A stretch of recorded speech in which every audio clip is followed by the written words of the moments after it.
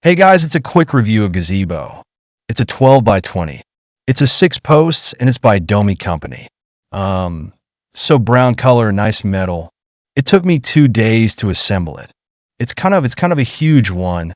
It's a big one, but it is kind of heavy, right? But anyways, it's in a really nice quality. It's a, really good design. It was easy to assemble, but it's, a lot of parts, and that's why it took took me so long to assemble it. I still need to adjust, some parts right here. Let's say it's a nice feature. Actually, this is a first roof. This is a second roof.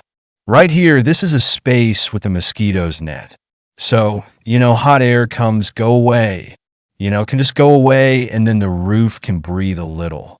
It's nice. So what else? Oh, by the way, yeah, all parts of super nice quality.